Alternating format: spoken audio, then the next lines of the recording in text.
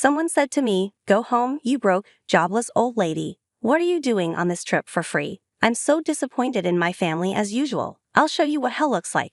I decided to deal with them while taking some alone time away from my family. My brother called me and asked, "What did you do, Sis?" "My name is Lucy. I'm 30 years old and work in an office. I've been dating a wonderful guy named Alan for about 3 years. We met in college where he was a senior, and I often asked him for advice on work and personal issues. He always listened carefully and gave good advice. After we started working, we kept meeting up, and one day he told me he loved me. We began dating, and things have been going well ever since. We're even thinking about getting married soon. One day, Alan proposed to me, saying, "Lucy, I want to spend my life with you. Will you marry me?" I said yes, and we decided to get married. We told our families about our engagement. When I met Alan's family, his mother was really nice to me. She was kind and friendly, and we had a lovely time together. She even gave me a lot of compliments, which made me a bit shy. The meeting went well, and I felt relieved. Next, I had to introduce Alan to my family, which made me feel down. The reason is, I don't really like my family.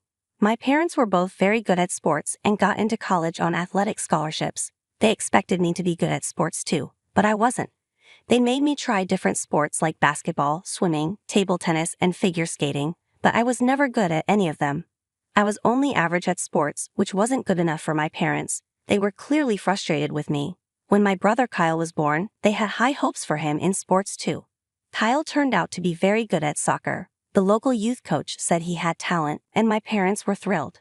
They shifted all their attention to Kyle, calling him a genius and treating me like a disappointment. As I grew older, my parents paid no attention to me. I focused on my studies and did well, but they said it didn't matter. When I wanted to go to college, they said they couldn't afford it, so I had to rely on scholarships. Meanwhile, Kyle continued to excel in soccer and even got a soccer scholarship to high school. My parents were overjoyed and believed he would go pro. Kyle started to look down on me and insult me, saying things like, "You're a loser and a burden. Mom and Dad don't like you. If you weren't here, they could invest more in me." My parents never stopped him, and his insults hurt my self-esteem. Even though I got into a good college and landed a good job, I still felt unimportant compared to Kyle's successes. My parents were prouder of Kyle than ever. While I was working hard to pay back my student loans, Kyle was still living at home, getting all the love and attention from my parents. He was in college and playing soccer, but he couldn't go pro in the end and had to find a job. Despite this, my parents were still proud of him, and he continued to live happily at home. Every Christmas, when relatives came over, my parents introduced me as their disappointing daughter and Kyle as their pride. Even when relatives tried to say something nice about me, my parents brushed it off, insisting Kyle was much better. This always made me feel upset. Eventually, I stopped going to these gatherings and was hesitant to introduce my fiancé, Alan, to my family. Alan knew about my family's behavior, but wanted to meet them anyway. So, after many years, I decided to call my mom and tell her the news. Her response was cold, and she barely acknowledged me. I told her Alan wanted to meet the family, but she seemed indifferent and suggested we just get married without a meeting. Then Kyle's voice came through on the phone and he mocked the idea of meeting Alan, saying he wanted to see how lame my fiancé was.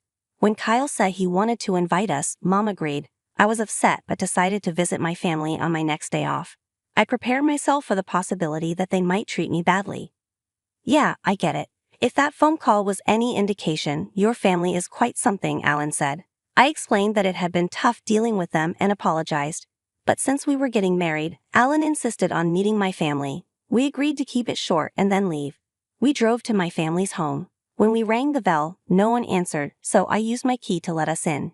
In the living room, I saw my family sitting on the sofa and was surprised to see a young woman I didn't know.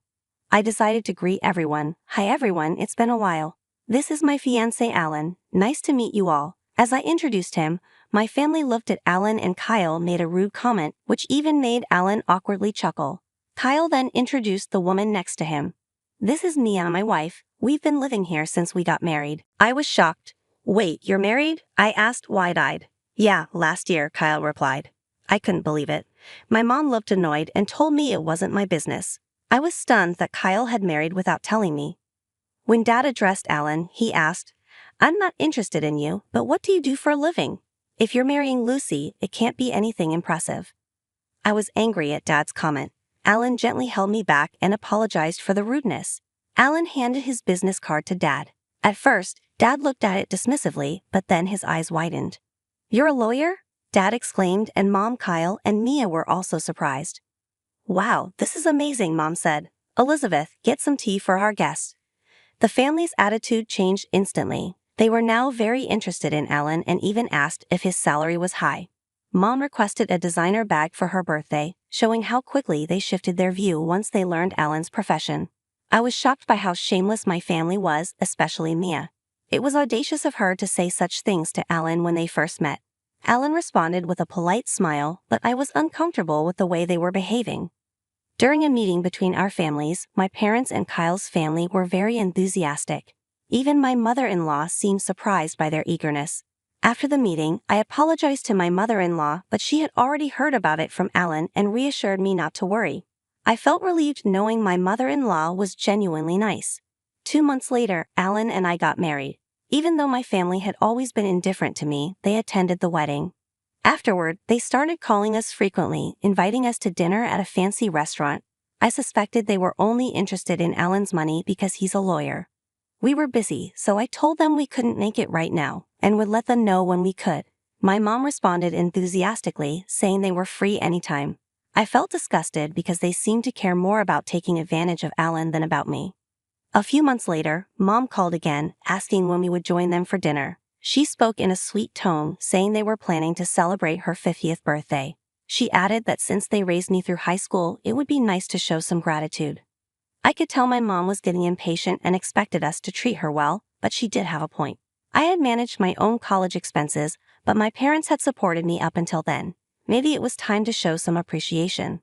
When Mom turned 50, I agreed to join the celebration. She was thrilled and suggested a family vacation. I wasn't too excited about it, but I saw it as an opportunity for Alan and me to spend some quality time together. Alan agreed, so we decided to go. Mom was ecstatic when I told her. She asked me to handle the reservations and sent me a bunch of URLs for luxury hotels and high-end restaurants. I was annoyed by the extravagance but went ahead with the bookings. When I called to confirm the reservations, Mom was overjoyed and thanked me. The day of the family vacation arrived and we flew to Florida. Everyone seemed excited. Alan and I decided to spend some time alone and not join the family for souvenir shopping. We planned to meet up for dinner at the fancy restaurant we had booked. Time flew by as Alan and I enjoyed exploring, and we arrived at the restaurant where our parents and Kyle's family were already waiting. When we arrived at the restaurant, Mom and the others were rude. They told Alan they only wanted to talk to him, and they thanked him for paying for the dinner and hotel. Then they turned on me, calling me a parasite and telling me to go home. I was disgusted by their behavior and realized they had planned to exclude me from the start. I decided to take action. I told Alan I'd leave and went to book a room at a different hotel. Luckily, I found a good hotel with a cancellation.